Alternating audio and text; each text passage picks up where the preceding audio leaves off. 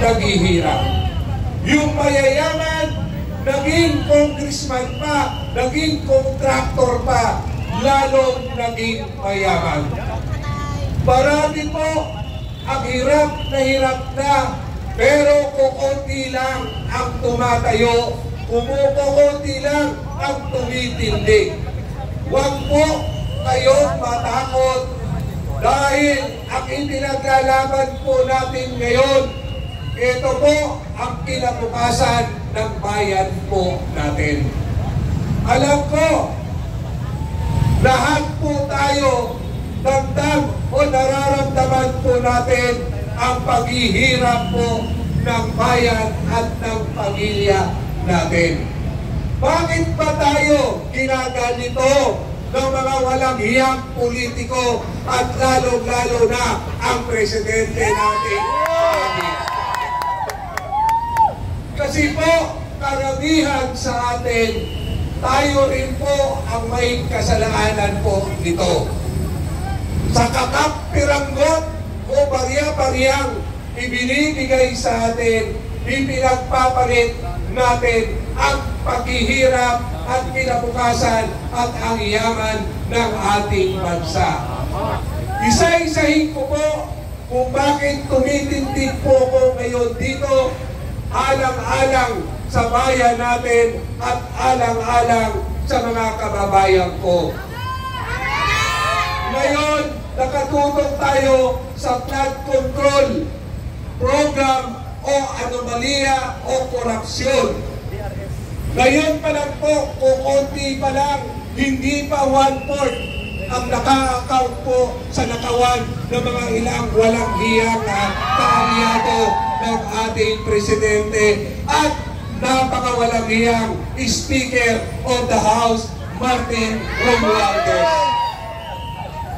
Alam niyo po, baka nakakalimutan niyo ang Maharlika Fund.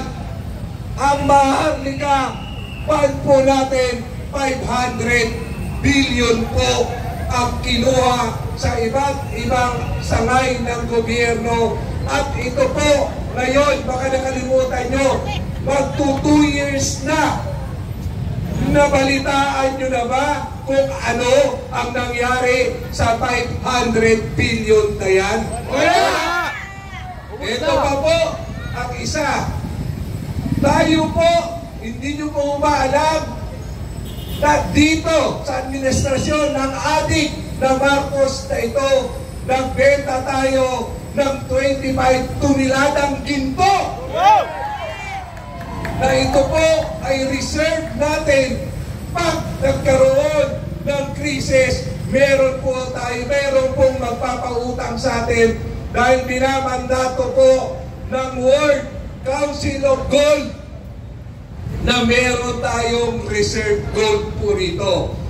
Ni-report pa ho nila, ipinalamba sa bayan kung ano at saan napunta ang pinagbentahan ng 25 na tuliladang ginto. Wala!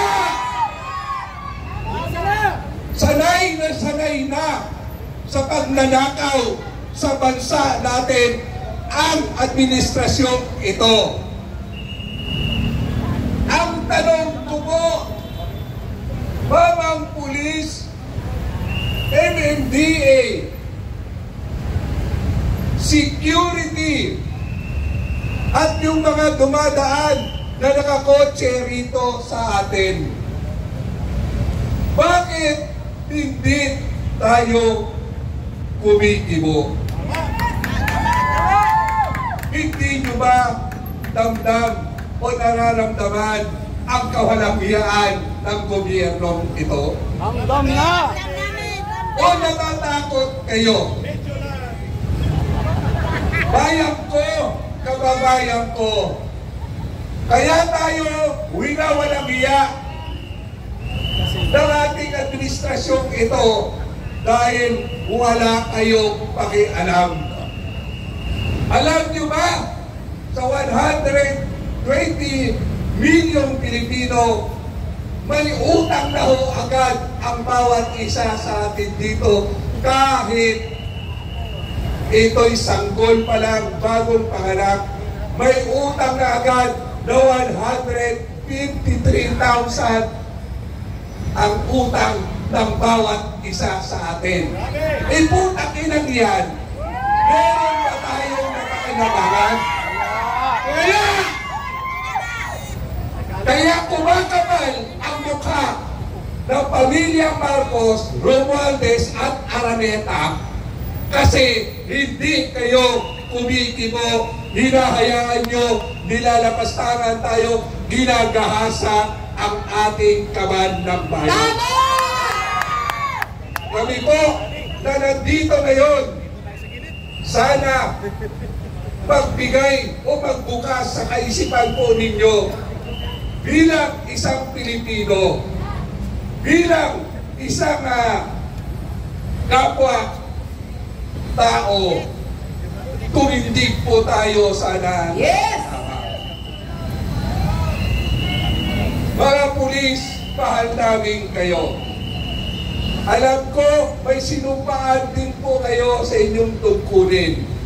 Pero kasama sa sinumpaan ninyong tungkulin ay yung maging tapat po kayo sa taong bayan at sa bansang ito.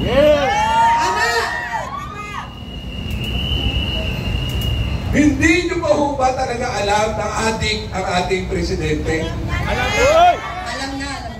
Sa mga kilos at desisyon po niya, may paninindigan ba? Nasa tamang pag-iisip ba? Wala! Adik na eh! Adik yan eh! Ano na ho kaya ang kinabukasan ng bayan natin ito pagka nanatili ho kayong nagtutulog-tulugan? Bayan ko, kababayan ko, huwag nyo naman hintayin na talagang lubog na ang bayang ito bago kayo kumilos. Kami pong mga tao na nasa harapan po ninyo, isang kahig, isang tuka. Pero naninindigan dahil gusto namin matapos na ang paghihirap. Kinakabahan na po sila. May kabag na! Halos hindi na makatulog. Pulburon pabor! Pulburon pabor! Pulburon! Kayo po ba? Kayo mga kapulisan, tayong taong gobyerno, di ba nire-require tayo taon-taon na tayo ay magpa-drug test? Kami po, dahil punsihan, sa Lunes, naka-schedule kami na i-drug test. Pero itong putang ng Marcos na to, ulat pagkabata pa lang adik na. Binigyan na nga ng pagkakataon na ituwid ang kanyang pagkakamali, ngunit lalong naging sugapa sa cocaine. Yes! Tama! Pagtapos po rito, pupunta po ako sa Cambaginal. Alam ko po, may ilang araw pa tayo para magkaisa. Samahan niyo po kami para sa kinabukasan at sa bayang ito sa darating na linggo. Yes! Yo! Kanina po, hindi na nakatiis si dating Governor Chavez Singson. Ayun! Ayun! Siya po ngayon, kanina ay naghayag sa pamamagitan ng press conference kung gaano kawalang hiya ang Marcos na ito. Ngayon, alam niyo ba? Kunwari, wala. Ang pinakamatakaw, ang pinaka-adik sa kwarta at sa kaban ng bayan na naging speaker, nakakaya, kababayan ko ba naman Bisaya.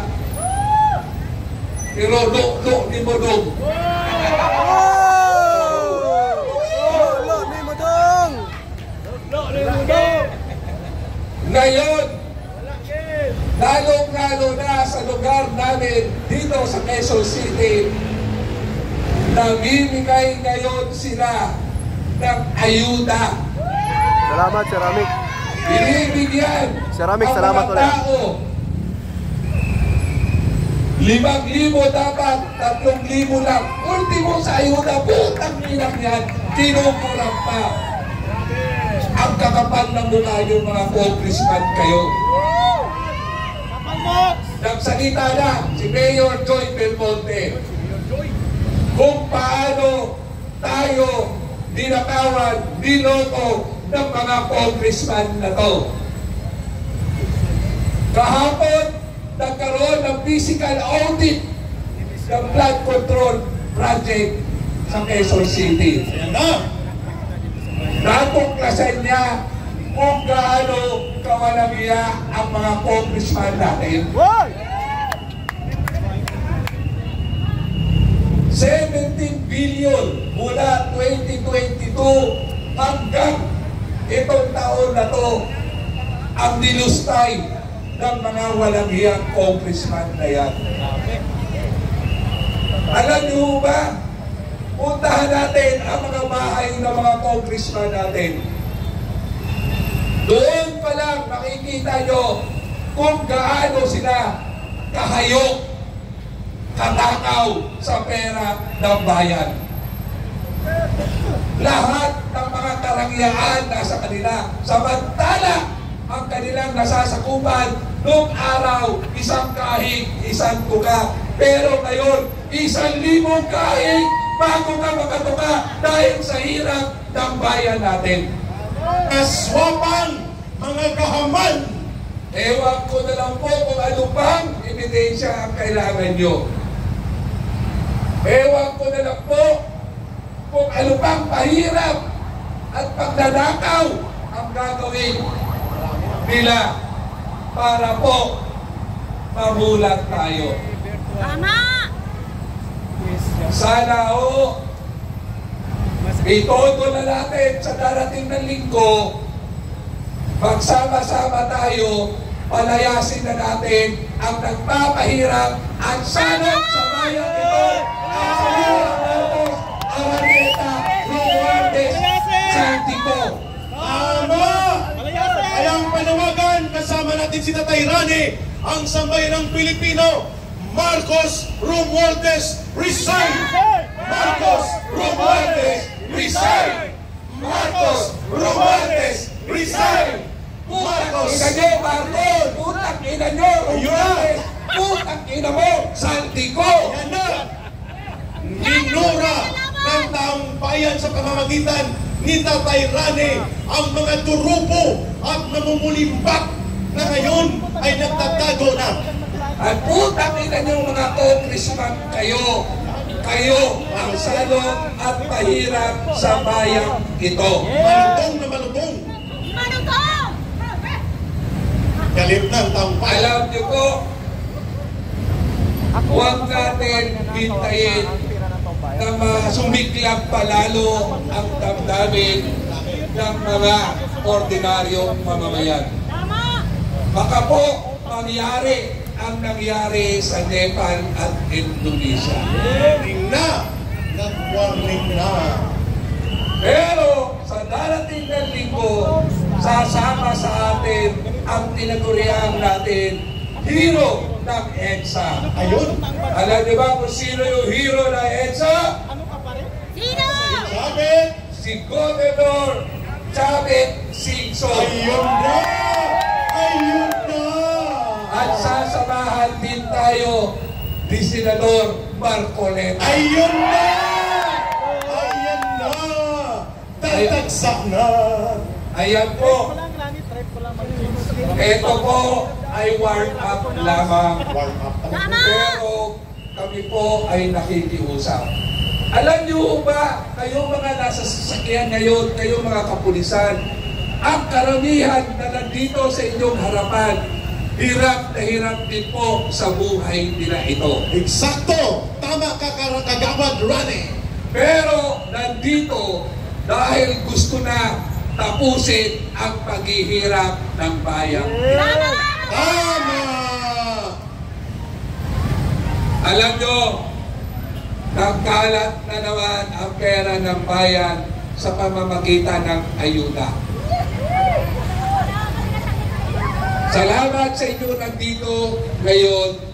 Hindi nyo pinagpalit sa halagang 3,000. Biro mo, ayuda na. Kinukurak pa, kinukurakot pa. 5,000 ang pinipirmahan, pero ang ibinibigay 3,000 pesos. Mga magnanakaw! Anong klaseng ebidensya talagang ang kailangan natin? Sana po, sa pamamagitan ng vloggers dito ngayon, Yes! wala na rin kasi tayong makuhang tamang balita.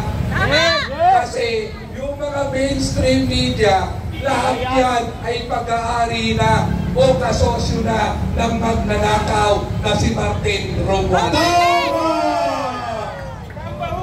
Tambahudas!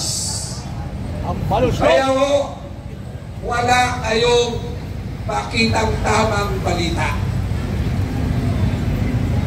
Salamat sa mga iilang nating vloggers na nagpapakalat ng totoong sitwasyon sa bansa ito. Saludo kami at ang mamamayan sa inyong pagsasakripisyo. Sana huwag kayong mapagod, huwag kayong matakot. Ayun! Nagkampak ang corruption panahon niya. At ang panawagan Tatay Rani. Ang panawagan po natin, maaga pa lang kami sa 21 ay nandito na sa lugar na ito. Baka naman pwede natin imbitahin ang kapwa nating naghihirap. Ayun! Maaga pa! Maghanda! Pandiletse, pandisal, pandilimon, tubig at pangpunas pawis. Kita-kita-kits, sabi ni Tatay Rani at ng mamamayang Pilipino. 7 a.m. sa harap ng EDSA Shrine. Occupy EDSA! Araw ng pagtindig at pagbangon ng daluyong ng sambayanang Pilipino. September 21. Ito po yung bayang ipinagkaloob ng Diyos sa atin. Pinagyaman po tayo sa lahat ng pangangailangan ng isang komunidad.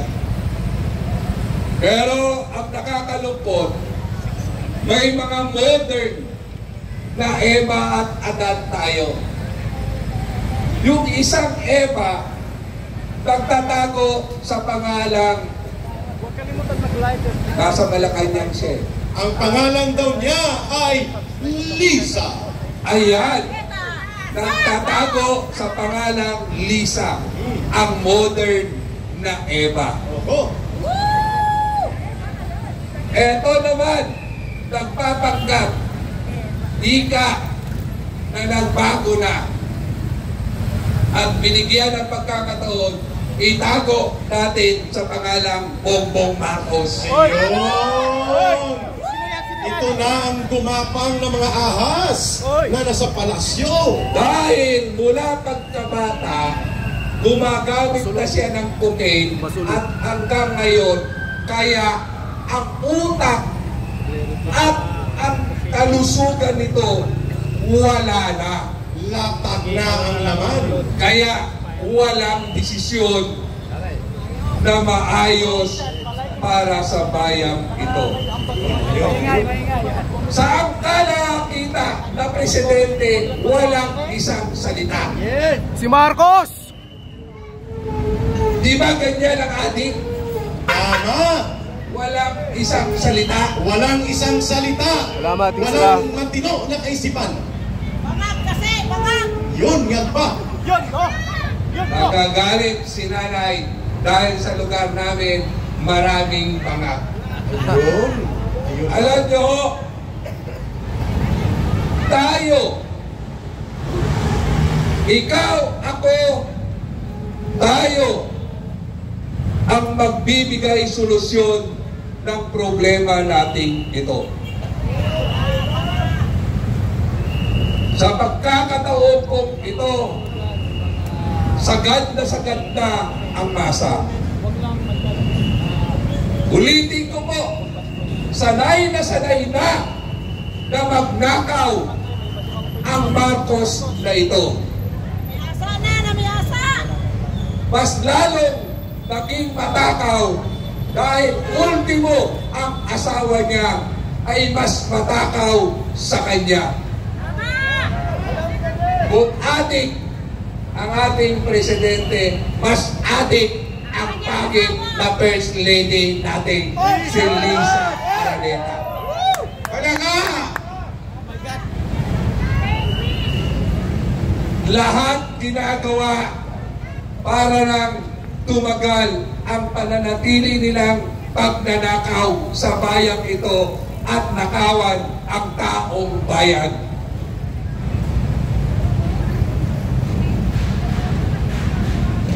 Parang awa na po ninyo. Pilipino tayo. Sana po sa pag-uwi natin, baka pwedeng kantahin nyo ang bayang magiliw natin. At sana basahin nyo rin yung panunumpa sa watawat ng Pilipinas. At imulat niyo po ang inyong mga mata at isip.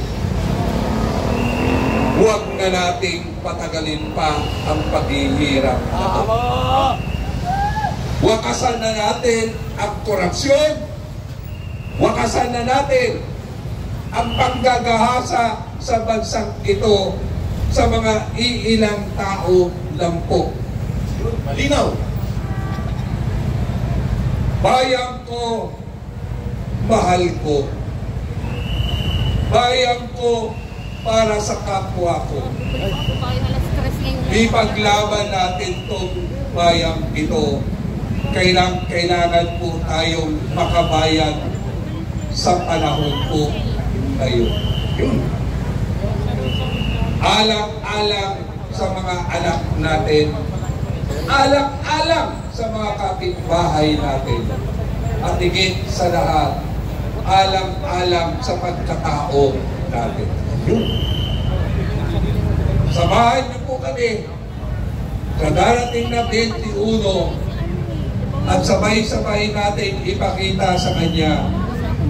Tama na! Sobra na! Palayasin na! Tama na! Sobra na! Palayasin na! Tama na! Sobra na! Palayasin na! Sila Ayun, klarong-klaro ang mensahe. nasa saligang batas. Ay, Juro, yan. salamat. Thank you. Na tayong mga taong bayan may karapatan tumindig sa mga katiwalian. Na-miss ko ng yung kulay mo, bayan Juro, ito, salamat, ha. Lalong-lalo na sa mga nabubuno po sa atin. Ayun. Salamat. Alam ko, iilan lang kayong matatapang dito. Salamat dahil sa pamamagitan nyo po, pagbibigay lakas loob ito sa mga nakakaangat ang buhay sa atin na mas malaki ang kapakinabangan Si Sans at dyan. mawawala sa kanila kung mananatili Yung tayo tahimik. Ayun, malinaw ha? Aming Panginoon, parang awaan niyo na po. Ipuhin niyo po ang Ikaw, bawat Christina. isa sa amin. Ipuhin niyo ang aming puso, lalong-lalo na yung mga kapatid po namin na maangan o merong pag-aanilangan na itayo at lumaban para sa katotohanan. Panginoon, nangyari rin po yung pagpapadala ng iyong bugtong na anak na si Jesus para tubusin ang mundong ito. Lord, please, tulungan niyo po kami, parang awaan niyo na po. Paalisin niyo na po ang pamilya Marcos at kanyang mga kaalyado. Tama! At ito ay hinihingi po namin sa ngalan ng iyong anak na si Jesus. Amen. Amen! Laban lang! Laban lang! Palagan si Marcos! Patalsikin si Marcos! Patalsikin si Marcos!